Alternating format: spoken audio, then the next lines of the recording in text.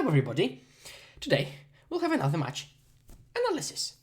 I know there hasn't been a video in quite some time, but I've been kind of busy and I want to show you different matchups.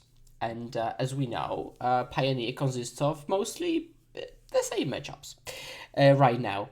So this is the list I'll be playing now. Okay, so basically it's what I showed in my evolution and current state of blue-white video. Double veto main, which basically takes the role of cast out, which is 4 mana. It's very expensive.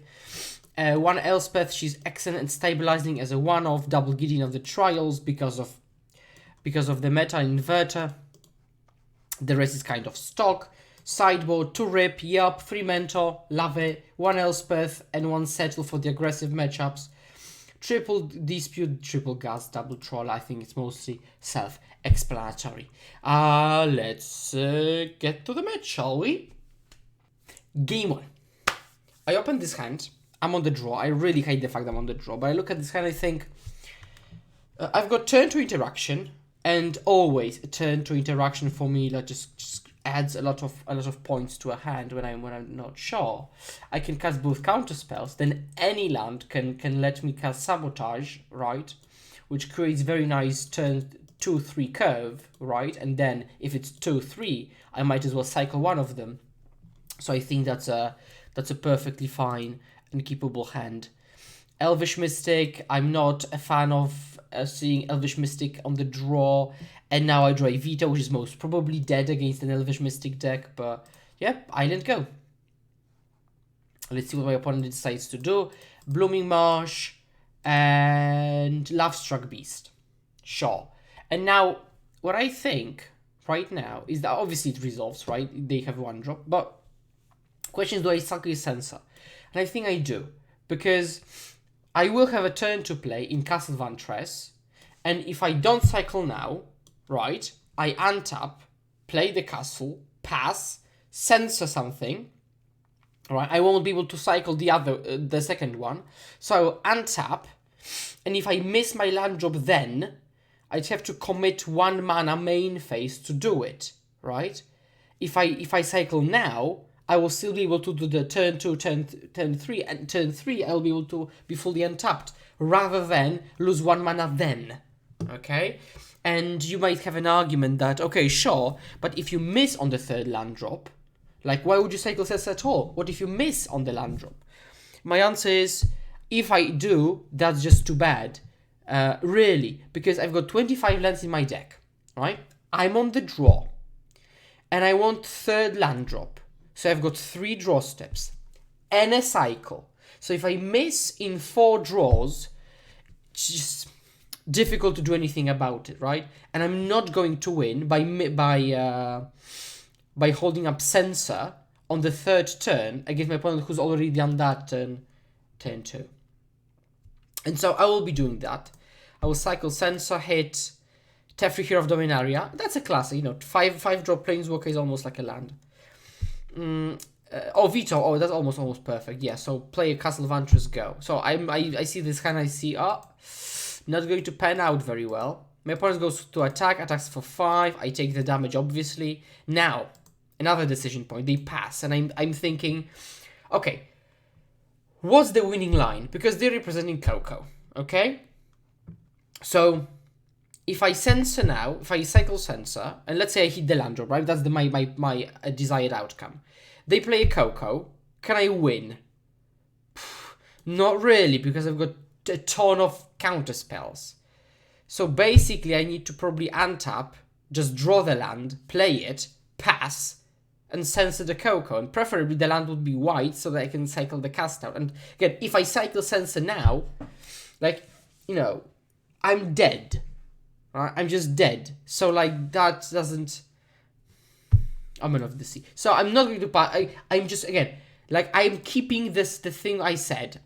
Nothing has changed. I'm still dead to a Coco. So I will keep up Omen. My opponent tapped Forest, tapped Elvish Mystic. I think they reconsidered. So they want to probably play around Censor because they know they can. Sure. Discard the most expensive spell. Go. Goes to attack. No problem. Bash me for 5. Lanoa Wastes. Yep. Yeah. And the scrap heap. And like, you know, sure, I can censor that. But what would the point of that be? I'm not winning by censoring that. I'm literally dead here. I need to find something. And then I think, what's the collection of draws I need to hit to win? That verdict and double planes, which I physically cannot do, right? I bottomed both of these cards, and I just conceded out. Just got completely demolished. No, wrong half a bit. Obviously didn't hit a land, which is again not really likely in a 25 land deck with so many draws. So that's why Magic is best of 3. So let's try to redeem ourselves. Game 2, sideboarding. So basically what this matchup is all about is board presence, right? They don't have really card advantage that much, no Coco, but it's more for burst. They don't have cast advantage. They don't have recursion. They don't have reach. They just a god honest creature deck, right? Which I have to defeat. So what do I do? So classic side out sabotage, because that's always what you do against aggro decks. Veto, it's basically dead. I side out a cast out because it's expensive. I side out Teferi because it's expensive. I hate siding out Teferi, but just I had so many cards to bring in that no. And now,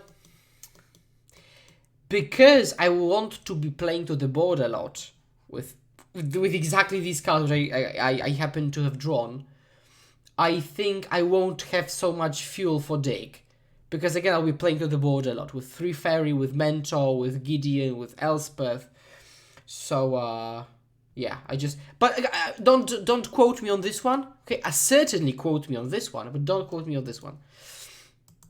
And I look at this hand, I sneak this hand, right? Again, same as always. Like, what this hand needs is a 3rd land. Will I draw it? I've got 2 draws, right? Natural draws. I might draw a Censor, which will dig me deeper. I could draw an Omen of the Sea, which is a 4-off, the same as Censor, right? I could draw Azorius Charm, which draws me deeper. So there are plenty of draws which give me redraws. So that's a sniper. And that hand plays to the board heavily, and I love that. They seize my Gideon. Sure, I will play Island in order to disguise the fact that I drew Glacial Fortress. They play Scrap Heap. I don't care. Glacial Mentor go. Okay, just kill him, or I'll kill you. No blocks. Okay, Still Live is actually annoying because it goes out, below. Now, I could play another Mentor. I opt to play an Elspeth, and I'm not sure if I like this decision really, because I could just jam Mementos because I'm not afraid of dying, and just to make my advantage way more pronounced. But right here, I make my board presence very clear. My opponent will probably, sure. So I'll just, trade with a Scrap Heap, with these 2 tokens. Sure. So now she basically says it's 4 mana, kill a creature, gain 5. No problem. No problem. And trigger Mentor. So that's good rate. That's good rate here. Okay, playing to the board. Blue jump them out. As I like to say. Blue jump them out. Now they will tap another Still Live champion. So this is the situation when I'm thinking, okay, I thought this is like a nut draw, and they do like, okay, can be blocked, alright? But now I've got the charm, so I can go Mentor go, use the charm, which would grow them to 3 power, and make them able to block. So let's do that. Mentor go. And my opponent doesn't know about the charm, so they go 2 attacks. So what I do is I decide to put one of them on top, right? So one of them will be put on top, so I won't take damage from that one, and I'll double block the other one. I hope I will. Yeah, to kill it. And I don't care if they kill that one Mentor, because the board will be clear except for Mentor and 3 tokens, and I've got another Mentor. So I'm absolutely happy with that exchange. So let's do that. My opponent probably needs to add something to the board. Okay. No evasion creatures. Like, no, with Mentor, like, if creatures don't have evasion, I couldn't care less. Mentor go will do the same thing next turn. But probably now I won't because I don't care about this creature. This creature is useless. I'll just block, you know. But might as well draw. And I will draw because I don't, like, you know, I've got so much gas in the deck. I've got much better cards, and any card triggers Mentor further that I'd rather draw a card, because my card any one card is worth more than their card. Because again, each card I have, like that, absolutely demolishes them. And I will again multi-block, because I know the craft and of multi-blocking. Again, trade off, and like there's mathematically no way they could win. Sure, no problem.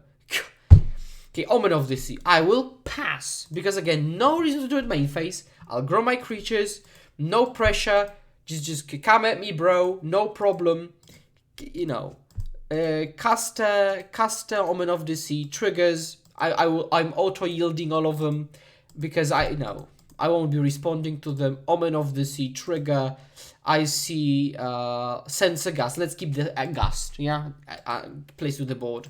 But I think he's that, why would I cast Gust? I don't care about that. I can just block it however I wish. But you know, using these guys, and I'll probably just be able to kill my opponent on the untap, and my opponent decides to concede, rightfully so, because no way they win this game. Yeah, so that was kind of lopsided, but that's the power of playing to the board against such decks. So I'll see you game 3. Game 3. Okay, so I'm looking at this hand, and this hand is very interesting. On the draw, it's on the draw, it plays with the board. Mentor into Settle is a very powerful curve. Now, the question is, can it realistically stand against a good or average draw? So let's think about it. The worst draw they could have is a Thoughtseize draw. No. Elf draw. Okay, and I am on the draw. So they go turn 1 Elf, turn 2 5 power creature, turn 3 they attack with that creature. I'm down to 15, and then they, let's say, follow it up with another creature or hold up Coco. Okay, so then I play Mentor, then they play Coco, for example, and if the Coco shows double 3-drop, then I'm literally dead. But that's like how the deck's constructed, right? To go 5 damage, 15 damage. If they... Well, on the other hand, how can I realistically stop this draw? Because... So I would have some kind of... I would need some mix of Sealaways, Ether Gas, right? So it is stoppable. On the other hand, if they don't have exactly that draw, this nut draw, right? But they have like Coco into something else, then I stay alive, right? I just need whatever else. I stay alive, untap, and then pass, settle them with Mentor in play, and then I probably win. So, and then any other draw is very beatable, because if they go Thoughtseize turn 1, then they don't have Elf on turn 1. If they go turn 2 Thoughtseize, it means they don't have a Steel Leaf Champion turn 2, right? So, yeah, I think it warrants a keep, but I wouldn't blame anybody for mulliganing. Okay, my opponent plays an Elf from a 6-card hand. I draw a Verdict, no problem, but it doesn't really help. I would love to draw a 2-mana interaction spell. They obviously have got this. Teferi, sure, that's fine. My opponent attacks, yeah, plays Ronus. Now I go and play Teferi and bounce it. But remember, kids, that may have been a key turn, okay? I decided to do this instead of this, which again might be crucial, right? So let's remember that. But I did this. Sure, keep the pressure off. Again, Ronus, I'm down to 10. Now I don't have a lot to do really. If I play Mentor, I'm dead on board. I have to chump with Mentor. I can play Gideon, turn this off, and then Gideon dies, but it kind of buys me a turn. I can Verdict, but then they still have got the Ronus. If they play Steel Leaf, they bash me for 5. Or the highest upside play is just settle, right? So just, you know, they go to attacks, I settle them. So that's a very important turn, really. Because I didn't play Mentor last turn, right? That's a bit more complicates things, because I just couldn't jump here, block here. So because of that, I will just pass and keep up settled, but I think I should have played Mentor there. Especially as at the very beginning I said that that's my most powerful curve, right? Mentor into settle, and I could have done that. So I'm going through blocks, they don't do anything. I'm passing through blocks because they might, before damage, use the ability. So I'm settling them. And yeah, pass. My opponent passes. So they are very clearly showing that they might have a Coco. Now, the scariest Cocos are like, Steel Leaf, right? Oh no, the 3 mana 5/5 beast, right? So basically a lot of 5 power creatures. So if I play Mentor, I can chump the beast, which doesn't lead to a lot, but I could chump it. I cannot block Steel Leaves. I can play Gideon Plus, doesn't make sense. I can Gideon Emblem, which makes him soak up an attack, which makes me probably survive. Verdict doesn't make sense, because if I Verdict, then they will just float mana, let the Verdict resolve, and then cast Coco. Teferi says, I will play Teferi, go up. You cannot have a Coco. If you have a Coco, I'm probably dead. If you don't have a Coco, I win. And I cannot cast Trawler. The problem is that, if you think about it, if they cast, and if the Coco doesn't show 2 5-power creatures, but something less, I'm most probably still dead because of Hashep Oasis, right?